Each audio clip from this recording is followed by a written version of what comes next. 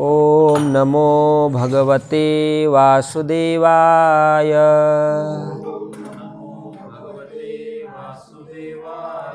ओम नमो भगवते वासुदेवाय।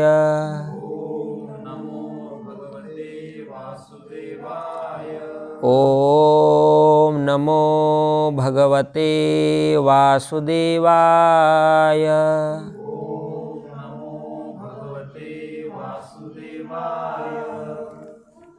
श्रीमद् भगवद गीता यथारूप अध्याय नंबर है 4 और श्लोक नंबर है 15। एवं ज्ञात्वा कृतं कर्म पूर्वैरपि मुमुक्षुभिः कुरु कर्मैव तस्मात् त्वं पूर्वे पूर्वतरं कृतम्। एवं ज्ञात्वा कृतं कर्म पूर्वैरपि मुमुक्षुभिः कुरु कर्मैव तस्मात् त्वं पूर्वै पूर्वतरं कृतम्। एवं ज्ञात्वा कृतं कर्म पूर्वैरपि मुमुक्षुभिः कुरु कर्मैव तस्मात् त्वं पूर्वै पूर्वतरं कृतम्।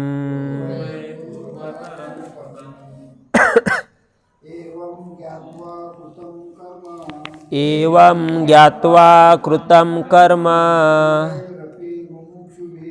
पूर्वैरपि मुमुक्षुभिः कुरु कर्मैव तस्मात् त्वं पूर्वै पूर्वतरं कृतम्। एवं ज्ञात्वा कृतं कर्म पूर्वैरपि मुमुक्षुभिः कुरु कर्मैव तस्मात् त्वं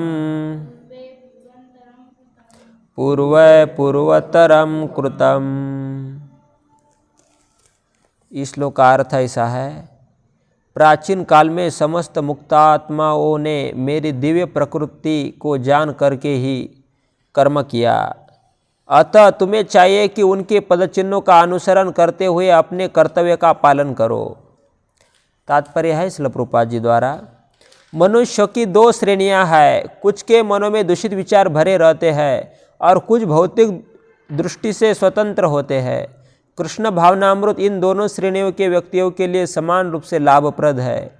जिनके मनों में दूषित विचार भरे हैं उन्हें चाहिए कि भक्ति के अनुष्ठानों का पालन करते हुए क्रमिक शुद्धिकरण के लिए कृष्ण भावनामृत को ग्रहण करें, और जिनके मन पहले ऐसी अशुद्धियों से स्वच्छ हो चुके हैं वे उसी कृष्ण भावनामृत में अग्रसर होते रहे, जिससे अन्य लोग उनके आदर्श कार्यों का अनुसरण कर सके और लाभ उठा सके। मूर्ख व्यक्ति या कृष्ण भावनामृत में नवदीक्षित प्रायः कृष्ण भावनामृत का पूरा ज्ञान प्राप्त किए बिना कार्य से विरत होना चाहते हैं, किंतु भगवान ने युद्ध क्षेत्र के कार्य से विमुख होने की अर्जुन की इच्छा का समर्थन नहीं किया। आवश्यकता इस बात की है कि यह जाना जाए कि किस तरह कर्म किया जाए। कृष्ण भावनामृत के कार्यों से विमुख होकर एकांत में बैठकर कृष्ण भावनामृत का प्रदर्शन करना कृष्ण के लिए कार्य में रत होने की अपेक्षा कम महत्वपूर्ण है।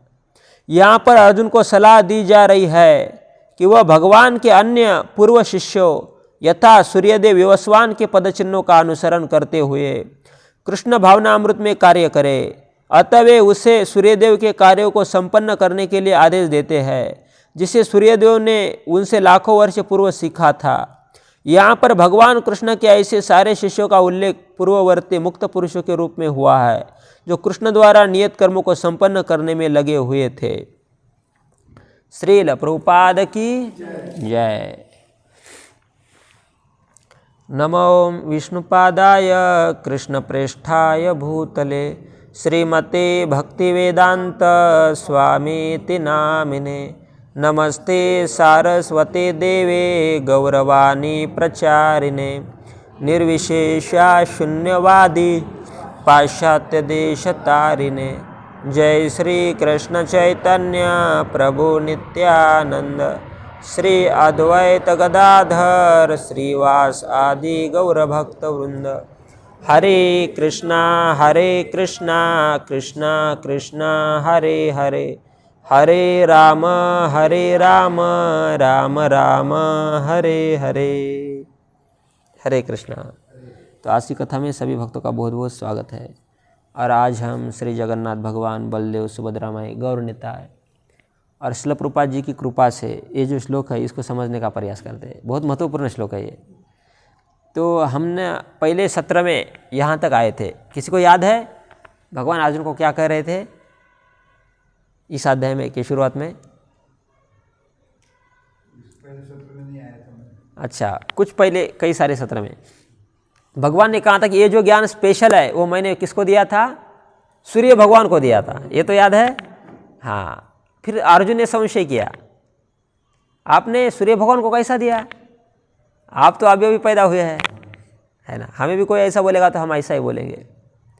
फिर भगवान ने उनको समझाया कि मैंने कैसा पहले दिया है। तो भगवान ने सारी चीज़ें बताई अर्जुन को कि मेरे और आपके बहुत सारे जन्म होते हैं और मैंने पहले जन्म में यह ज्ञान दिया है। अर्जुन ने प्रश्न किया, अरे पहला जन्म ऐसा भी होता है? भगवान ने कहा हाँ, लेकिन ये मेरे अंदर और आपके बीच में ये अंतर है कि मैं पहले जन्म को जानता हूँ, आप जानते नहीं है ना? क्योंकि भगवान कोटि में आते हैं और हम सब जीव कोटि में हैं। हमारे लिमिटेशन है।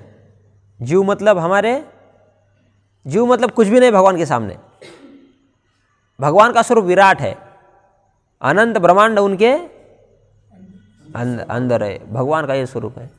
और हम जीव मतलब ऐसा, हम नक्काशा में इंडिया देखेंगे तो बहुत छोटा दिखाई देगा, और बड़ा नक्काशा लेंगे तो उसमें तो हमारी पृथ्वी है ना, ये हमारे सूर्यमाला में एक टिम्बई दिखाई देती है। देखो उस टिम्ब के अंदर हमारा इंडिया है। इंडिया में भी महाराष्ट्र में संभाजीनगर, और हमारा घर और हम मतलब कुछ भी नहीं है। यहाँ पर पृथ्वी टिम्ब जैसी है, हम कौन रहेंगे? कुछ भी नहीं। भगवान ने ये समझाया अर्जुन को। आप पहले बात को समझ नहीं सकते पूर्व जन्म को, क्योंकि आप जीव कोटि में आते हैं। लेकिन मैं इस सारे चीज़ों को समझता हूँ, ये सब मुझे पता है। भगवान ने कहा आपके भी पहले क्या क्या जन्म है ये मुझे पता है, मेरा तो मुझे पता ही है। इसलिए आप ये पहला याद नहीं रखते कि क्या आपने पहले किया है। लेकिन मुझे याद है कि पहले मैंने ये ज्ञान जो है वो विवस्वान सूर्य ग्रह के जो राजा है उनको मैंने पहले दिया है। ऐसा अर्जुन को समझाया और अर्जुन के समझ में भी आया। फिर भगवान ने क्या समझाया, और आपके अंदर और मेरे अंदर क्या फ़र्क है। इसका जो पहला लेक्चर था वो सोमवार के दिन हुआ था। उस दिन भगवान ने समझाया कि इस दुनिया के जो कर्म हैं वो मुझे कोई बाधा नहीं कर सकते हैं। भगवान के ऐसे शब्द थे, नमाम कर्माणि लिम्पन्ति न मे कर्म फले स्पृहा, नमाम कर्माणि लिम्पन्ति। मतलब भगवान कहते हैं कि कोई कर्म से भगवान आसक्त नहीं होते हैं, और कोई इस जगत का कर्मफल जो है वो भगवान को लगता नहीं है। भगवान सारे कर्म से क्या होते हैं? स्वतंत्र रहते हैं। हम स्वतंत्र है। हम अच्छा करेंगे तो पुण्य मिलता है, और बुरा करेंगे तो पाप लगता है। देखो यहाँ जाते समय आप एक सिग्नल क्रॉस करो, तुरंत पुलिस पकड़ते हैं, और हमें बोल नहीं सकते हमें क्यों पकड़ा है आपने। हमें कर्म का फल भोगना ही पड़ता है, क्योंकि हम कौन है? जीव है ना? ऐसा कहा, इतिमाम यो भी जानाति कर्म भीर न सबद्यते। और भगवान ने कहा कि जो मैंने दिया है ये समझता है कि मैं किसी कर्म से लिप्त नहीं रहता। जो मुझे समझता है उसको भी कर्म कोई बाधा नहीं कर सकते। ऐसा कहा है। देखो कोई मंत्री की गाड़ी जाती है, वो सिग्नल क्रॉस भी करते हैं तो उनको पकड़ता है पुलिस, उल्टा उनको रास्ता देते हैं, क्योंकि वो गाड़ी किसकी है? किसी बड़े मंत्री की है। लेकिन आपको पता है मंत्री के साथ बहुत सारी और भी गाड़ियाँ होती है, उनको भी पुलिस नहीं पकड़ते। उनको क्यों नहीं पकड़ते हैं? हाँ, मंत्री के संबंध है ना हो, मंत्री का वो फोर्स है। ऐसा भगवान कहते हैं मुझे भी कोई कर्म नहीं लगता है, और जो मेरे शुद्ध भक्त है उनको कर्म और कर्म का फल भोगना नहीं पड़ता है, उनका मेरे जैसा ही है। और इस श्लोक में और आगे की बात भगवान कह रहे हैं। भगवान कहते हैं 15 नंबर में, एवं ज्ञात्वा कृतम कर्म पूर्वैर अपि मुमुक्षुभिः कुरु कर्मैव तस्मात् त्वं पूर्वै पूर्वतरम कृतम। इसलिए आप भी ऐसा कर्म करो, अर्जुन को बोल रहे हैं जैसा हमारे पूर्वजों ने किया है। क्योंकि हमने कैसा बर्ताव करना चाहिए, जैसा हमारे पूर्वजों ने किया है ना। इसको धर्म बोलते हैं। जो हमारे पूर्वजों ने अच्छा कर्म किया है, हमने भी वैसा क्या करना चाहिए, कर्म करना चाहिए। उस कर्म को अच्छा कर्म बोलते हैं, है ना। पहली माताएं देखिए कभी, या पुरुष देखिए, पहले पुराने ज़माने के जो माताएं थी वो हमेशा इसके ऊपर क्या रखती थी, वस्त्र रखती थी। ये कभी बाल उनके ऊपर नहीं रहते थे। और जो पुरुष भी थे वो भी क्या करते थे, पगड़ी रहती थी उनके भी मस्तक के ऊपर, ऐसा फेटा। देखो ये हमारे पूर्वजों के क्या है, कर्म है। भगवान का कहना है उनके कर्म का अनुसरण करना चाहिए।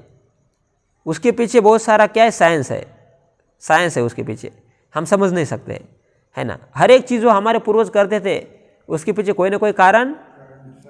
हाँ देखो भगवान अर्जुन को वही बात कह रहे हैं। भगवान क्या ऐसे शब्द है, हिंदी भाषा में देखा जाए तो, प्राचीन काल में समस्त मुक्तात्माओं ने मेरे दिव्य प्रकृति को जान करने की कर्म किया, अतः तुम्हें चाहिए कि उनके पद चिन्हों का अनुसरण करें। मतलब उनका पद चिन्ह का क्या करें, आप अनुकरण करें। क्योंकि उनके पूर्वजों ने भी क्या किया था, अर्जुन के पूर्वजों ने धर्म की स्थापना ही करने के लिए सब कुछ किया था ना।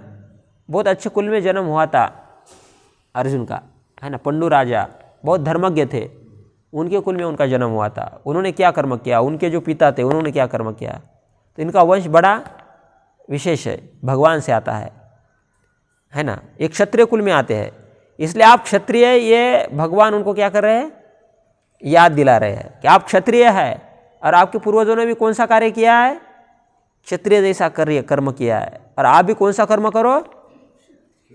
अर्जुन को ये क्यों बता रहे भगवान, क्योंकि अर्जुन युद्ध से भागना चाहते हैं, वो युद्ध करना चाहते हैं। वो बोल रहे थे कि नहीं युद्ध करूंगा, अब भगवान को क्या कहना है, आप युद्ध करो। इसलिए वो बोल रहे हैं कि आपको ये करना ही है ना। और एक बहुत बड़ी बात कहा है इस श्लोक में भगवान ने, पूर्वजों के बारे में कहा है कि पूर्वज जैसे चाहते हैं वैसा आप कर्म करो, देखो, और वो करना चाहिए, वो कर्म बहुत अच्छा होता है। हम सुनते हैं रामायण में, पहले एक राजा हुए हैं, उनका नाम है हरिश्चंद्र। उनका नाम क्या था, वो श्री रामचंद्र प्रभु के पूर्वज थे। राम को हम जानते हैं, राम लक्ष्मण उनके पूर्वज है। उनका नाम हरिश्चंद्र राजा।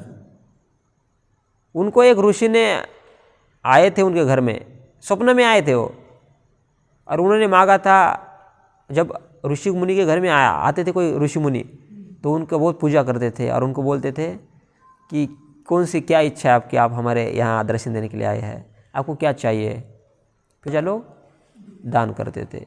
तो ये स्वप्न में आए थे हरिश्चंद्र राजा के, और बोला था कि मुझे कुछ तो दो दान।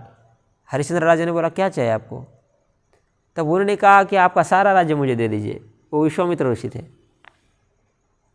और वो जग गए बाद में, दिन सुबह जगते हैं ना ऐसा, और बाद में वो ऋषि आए ऐसे रियलिटी में आए। फिर उन्होंने कहा अरे मैंने आपको क्या मांगा है, आपका राज्य मांगा है, और आपने हाँ बोला है, याद है आपको। उनको लगा सही में स्वप्न में मुझे ऐसा मैंने बोला था, लेकिन बोले कोई बात नहीं, ये राज्य मैं आपको दे दूंगा, है ना। और भी कुछ सोना भी मांगा था उन्होंने, आपका राज्य भी दो और 4 भार ऐसा कुछ तो सोना भी मुझे चाहिए। उन्होंने स्वप्न में बोला था यस दूंगा मैं। फिर ये रियलिटी में और बोले दे दो मुझे अब राज्य आपका। हरिश्चंद्र राजा ने सही में सारा राज्य दे दिया। उनको लोग पूछ रहे थे अरे आप क्यों दिले, आप तो राजा है, आप इनके पीछे 2-4 सैनिक लगाओगे तो ये भाग जाएंगे, है ना। लेकिन उन्होंने कहा कि मेरे पूर्वजों ने ऐसा कार्य नहीं किया है। मेरे पूर्वज कैसे है, सत्यवादी है, हाँ, और मैंने भी उनको कहा कि आपको मैं राज्य दान दूंगा। फिर उन्होंने सारा राज्य छोड़ दिया, और अपनी पत्नी का नाम था तारा और पुत्र का नाम था रोहिदास, उनको लेके वो चल पड़े। फिर वो उनके पीछे आए, अरे बोले राज्य तो दे दिया लेकिन 4 बार सोना वो कब दोगे? वो बोले अभी तो मेरे पास कुछ भी नहीं है, लेकिन आपको बोले दूंगा, मुझे थोड़ा समय दो। हम सीधा अभी काशी चला जाएंगे, बोले काशी मतलब वाराणसी, और वहाँ पर लोगों को बेचा जाता है। अभी भी वहाँ पर लोगों को बेचा जाता है, मतलब अभी लोग बेचे ही जा रहे हैं ना। किसी के घर में जाना, पैसा लेना और दिन भर देखो ना, खाते पीते हम एनर्जी कमाते हैं और सारी एनर्जी कहाँ वेस्ट करते हैं, और उसके मुँह बदले में क्या लेते हैं? पैसा। ये बेचा जाना है ना। पहले सिर्फ बड़े बड़े शहर में ऐसा बेचा जाते थे लोग, तो काशी में जा रहे थे, एक उनका नौकर पीछे लगा था इनके, देखो, और वो परीक्षा ले रहे थे हरिश्चंद्र की। कितना सत्यवादी है देखते ही है। उनकी चर्चा स्वर्ग में चल रही थी। हरिश्चंद्र तारा रानी बहुत वो धर्मज्ञ है, सारे ऋषि में धर्मज्ञ है हरिश्चंद्र राजा। तो इन्होंने बोला कि मैं परीक्षा ही लूँगा उसकी, इसलिए वो आए थे। तो इतनी परीक्षा कठोर वो कर रहे थे। वो जिस रास्ते से काशी जा रहे थे उस रास्ते में तपस्या के बल पे ऐसा किया विश्वामित्र ऋषि ने, सब पानी की जो वीर होती है, नदी होती है, सब सुखा दिया। जितने वृक्ष सारे फल सूख गए थे। देखो, उनको खाने के लिए भी कुछ नहीं मिल रहा था, पैर में चप्पल जूता कुछ भी नहीं, सारी जमीन ऐसी ये हो रही थी। धूप में कैसा होता है, धूप के दिनों में, हाँ, तो ऐसा उनके जीवन में किया। पीने के लिए पानी नहीं, कुछ नहीं, ऐसा ही चल रहे थे। और जिस रास्ते से चल रहे थे बहुत सारे सिंह और वाघ छोड़ दिए, तपस्या का बल था उनके पास, तो उन्होंने ऐसा किया उनका परीक्षा लेने के लिए। देखो, तो भी वो पीछे हट गए, क्यों नहीं हटे? सत्यवादी। हमारे कुल की रीत है, बोले क्या रीत है? रघुकुल रीत सदा चली आई, प्राण जाए पर बचन न जाए। हरिश्चंद्र महाराज के पूर्वज रघु नाम के राजा थे, और वहाँ से रीत चली हुई थी कि हमने कैसा बात करना चाहिए? सत्य बात करना चाहिए, असत्य कभी नहीं। किसी को वचन देते तो उसको पूरा ही करना चाहिए। बोले कुछ भी हो जाए लेकिन हम इसको नहीं छोड़ेंगे, है ना। फिर वो चल पड़े। काशी जैसे गए तो किसी व्यक्ति को बेचना है तो पहले समय में एक ये रहता था, क्या, अभी किसी जानवर को बेचना है तो क्या करते हैं हम? उसको बांधते हैं और बाजार लेके जाते हैं। कई जगह बाजार होते हैं, जैसा भाजीपाले का बाजार होता है, ऐसा बैल गाय को बेचने का भी एक बाजार होता है। वहाँ हम हमारे बैल खड़े करेंगे तो लोग क्या करते, पूछते हैं कितने रुपये का है ये, ऐसा है ना। ऐसा मनुष्य को बेचना है तो उसका एक चिन्ह रहता था। उसके यहाँ ऐसा घास का जो होता है ना, घास, वो ऐसा बांधते थे मस्तक को। इसका मतलब इसको बेचने के लिए चौक में खड़ा किया है। ऐसे वो काशी के बाज़ार में खड़े रहे थे बेचने के लिए।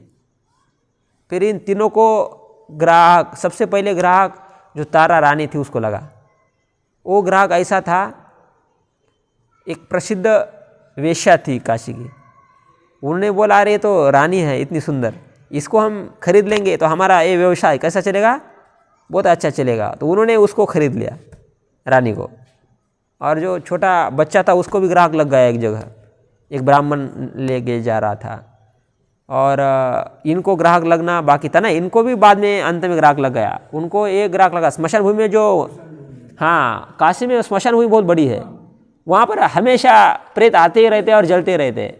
डोम ग्राहक उसको बोलते हैं, डोम। तो उनके लिए हरिश्चंद्र महाराज को खरीद लिया कि आपको कौन सा नौकरी है, लोग मरते तो उसको जलाना है, देखो, और आपको कहाँ पर रहना है, स्मशान में ही रहना है। क्या खाना है?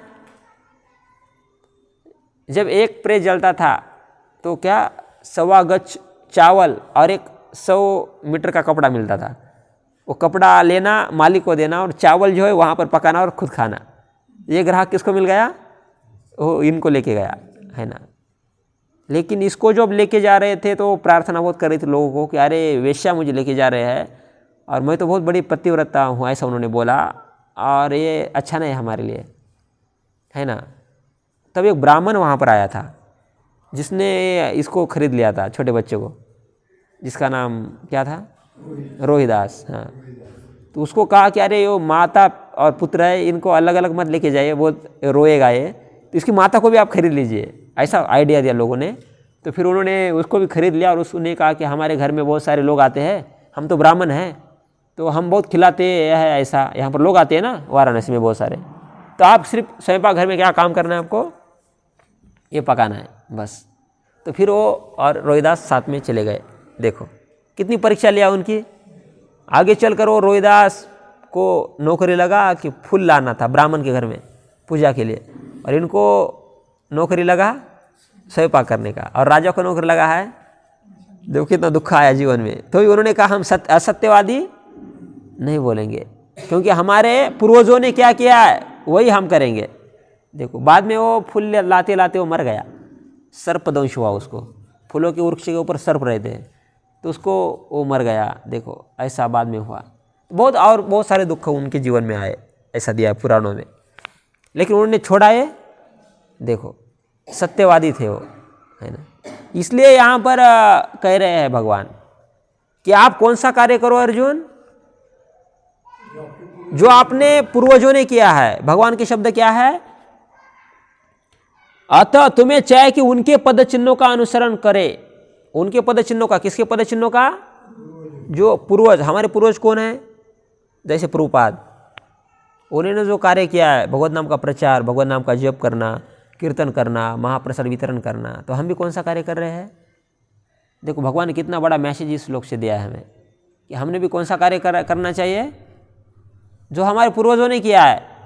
देखो पहले लोग कैसे थे, ऐसा ही करते थे, है ना। पूर्वज सत्यवादी है तो हम भी। हाँ, फिर हरिश्चंद्र महाराज के भी वंश में और एक राजा हुए, उनका नाम है शिबी महाराज। शिबी महाराज वो भी बहुत सत्यवादी थे। उनकी परीक्षा लेने के लिए भी दो लोग आए थे, एक अग्निदेव आए थे और इंद्रदेव आए थे। बोले कितना सत्यवादी हम परीक्षा लेंगे। तो एक ने क्या, एक ये होता है ना, हमारे महाराष्ट्र में उसको बोलते हैं बहिर्ससाना, मतलब हिंस्र पक्षी होता है। बहिर्ससाना पता है आपको?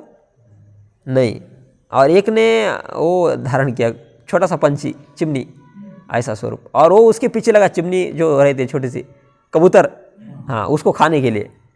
और वो भागते भागते शिव महाराज के पास में आया, बोला कि मुझे आश्रय दो, ये मेरे पीछे लगा है मुझे खाने के लिए पक्षी। उन्होंने उसको आश्रय दिया। बोले अरे इसको क्यों खा रहा है? तो वो बोला अरे ये तो मेरा अन्न है। क्योंकि उस पक्षी का अन्न क्या होता है, किसी अन्य पशु को खाना, पक्षियों को खाना। तो उन्होंने जब आश्रय दिया तो बोले मैं उसको नहीं दूंगा।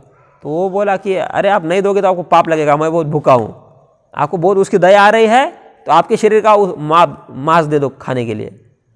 फिर वो बोले कोई बात नहीं। उन्होंने अपना पैर ही काट डाला और उससे में से उसको एक पंछी को दूसरे पार्टे में डाल दिया और दूसरे पार्टे में खुद का मांस डाल दिया और बोले ले लो, उसके वजन बराबर है मांस। ये किसने किया? शिवी महाराज ने। बाद में वो दोनों प्रकट हो गए, वो एक अग्निदेव थे और इंद्र थे। बोले हमने आपकी परीक्षा लिया है, अभी हम आपको बहुत बहुत आशीर्वाद देते हैं, सही में आप सत्यवादी है। लेकिन प्रश्न पूछा कि आपने इतना कष्ट क्यों उठाया, है ना, ऐसा कोई कर सकता है? फिर उन्होंने सुनाया कि हमारे पूर्वजों की ये हमें क्या है, शिक्षा है कि कभी असत्य नहीं बोलना चाहिए, असत्य कार्य नहीं करना चाहिए। इसलिए हमारे पूर्वजों ने जो बोला है सत्य वचन, उसका पालन करने के लिए मैंने भी ये कार्य। देखो ऐसे बहुत सारे राजा हुए उस वंश में, इसलिए उसी वंश में प्रभु रामचंद्र ने भी अवतार धारण किया, है ना। उनको भी बोले कि जाइए आप वनवास के लिए, तब उन्होंने भी क्या बोला, उनको तो सारे कई माता छोड़ के सारे लोग बोल रहे थे आप वनवास में मत जाइए। खुद दशरथ महाराज भी बोल रहे थे, वो बोल रहे थे कि मेरी ऐसी इच्छा है कि राम आज तक मेरा सब सुनते थे, लेकिन मेरी आज एक इच्छा है कि राम ने मेरी ये बात नहीं सुनना चाहिए। कौन सी? जो वचन मैंने कहीं को दिया है, आज राम ने निष्ठुर होना चाहिए और मुझे बोलना चाहिए कि हे पापा आपका मैं नहीं सुनूंगा। लेकिन वो बोलते थे कि मेरा राम ऐसा कभी नहीं बोलेगा, है ना। अंत में प्रभु रामचंद्र चले गए वन में। उनको भी पूछा गया अरे आप क्यों वनवास चले गए हैं, आप यहाँ नहीं रह सकते हैं? तब भी उन्होंने क्या कहा कि मेरे वंश की क्या रीत है, सत्य बोलना, और मैं रहूँगा तो एक तो मैं भी असत्यवादी होऊंगा और मेरे पिता ने वचन दिया है वो भी क्या बनेंगे, असत्यवादी बनेंगे। इसलिए मैं कभी यहाँ पर मैं 14 साल वनवास के लिए ही जाऊँगा। और अंत में वो चले गए। देखो किस लिए इतना कष्ट उठाया, हाँ, धर्म की स्थापना करने के लिए। जैसा पूर्वजों ने बोला है वैसा मुझे करना है। देखो भगवान आज ये समझा रहे हैं अर्जुन को, हे अर्जुन आपको क्या कौन सा कार्य करना है जो आपके पूर्वजों ने किया है ना, जो वरिष्ठ व्यक्ति है उन्होंने जो कार्य किया है वो आपको करना है। और हमने भी कौन सा कार्य करना चाहिए, जो वरिष्ठ लोग जो कार्य करते हैं। यद यद आचरति श्रेष्ठ, श्रेष्ठ मतलब भगवान के भक्त जैसा आचरण करते हैं वैसा आचरण हमें भी करना चाहिए। देखो ये शिक्षा भगवान यहाँ से हमें क्या कर रहे हैं, दे रहे हैं। कितनी महत्वपूर्ण शिक्षा है ना। प्रभुपाद जी क्या कहते हैं तात्पर्य में, प्रभुपाद जी कहते हैं मनुष्य की दो श्रेणियां हैं। कौन सी दो श्रेणियां हैं हमारे भाषा में, एक अच्छा आदमी और दूसरा बुरा आदमी। हाँ ये भी बोल सकते हैं, उच्च श्रेणी निम्न श्रेणी। भगवान भी 16वें अध्याय में बोलेंगे दो श्रेणियां। भगवान की भाषा में बोला जाए आसुरी प्रवृत्ति और दैवी प्रवृत्ति। दैवी मतलब अच्छा व्यक्ति, आसुरी मतलब, हाँ भगवान बोलते हैं दो प्रकार के लोग हैं दुनिया में, है ना। कई सारे राक्षस प्रवृत्ति के हैं और कई सारे दैवी प्रवृत्ति है, दैवी गुण वाले भगवान के भक्त है। कई सारे भक्त है, कई सारे अभक्त है। आप कौन सी श्रेणी में आते हैं, आप अच्छे श्रेणी में आते हैं, इसलिए आपने अच्छा कार्य करना चाहिए। अच्छे श्रेणी में कार्य करने वाले लोग क्या करते हैं, पूर्वजों ने जो किया है, हमारे वरिष्ठ लोगों ने जो किया है वो करने का प्रयास करते हैं। और जो आसुरवृत्ति के लोग हैं वो पिता ने किया है वो करते नहीं है। कंस था, उसका पिता उग्रसेन था, वो बहुत धर्मज्ञ था, लेकिन उन्होंने पिता को बंदी बनाया और खुद राजा बन गया। क्यों ऐसा किया, वो अच्छा नहीं लगता था उसको, पिता का अच्छा ही उसको अच्छा नहीं लगी, उनको बंदी बनाया। हम अभी के समय में भी सुनते हैं औरंगजेब, उन्होंने वैसा ही किया था, अपना जो पिता था उसको बंदी बनाया, है ना, और खुद राजा बन गया। देखो ये बुरे प्रवृत्ति की, इनको बोलते हैं आसुरी प्रवृत्ति। और जो अच्छे लोग रहते हैं उनको बोलते हैं दैवी प्रवृत्ति। भगवान कह रहे हैं अर्जुन आप आसुरी प्रवृत्ति के नहीं है। देखो आपके हृदय में कितनी दया है, आप बोल रहे इनको नहीं मारना चाहिए, इसलिए आप कौन सी श्रेणी में आते हैं, दैवी श्रेणी में आते हैं, अच्छे गुण में आप आते हैं। इसलिए आपने कौन सा कार्य करना चाहिए, अच्छा कार्य करना चाहिए जो आपके पूर्वजों ने किया है ना, वो कार्य हमने करना चाहिए, ऐसा यहाँ पर समझा गया है। हम भी वही कार्य करते हैं ना। जैसा हमने बोला कि हमने भी कौन सा कार्य करना चाहिए, जो कार्य भगवान के भक्तों ने किया है। जैसा प्रभुपाद जी ने जो कार्य किया है वो उनके शिष्य करते हैं, और उनको देखकर हम भी हर दिन स्वरामाला जप करते हैं, है ना, 4 नियमों का पालन करते हैं, कथा सुनते हैं, सत्संग करते हैं, प्रसाद ग्रहण करते हैं। तो ये करने में हमारी भलाई है, ऐसा भगवान का कहने का उद्देश्य है ना। अन्य कोई कार्य आपने नहीं करना चाहिए, ऐसा भगवान यहाँ पर समझा रहे हैं। और अगले श्लोक में और एक बात भगवान समझाने वाले हैं कि सही में बुद्धिमान व्यक्ति कौन सा है ना। ये बात अगले श्लोक में भगवान समझाएंगे, ये हम और कल सुनेंगे। तो आज हम यहाँ रुकते हैं। किसी भक्त का कोई प्रश्न है तो हम चर्चा करेंगे और यहाँ पर हम रुकेंगे। हरे कृष्ण, हरे कृष्ण।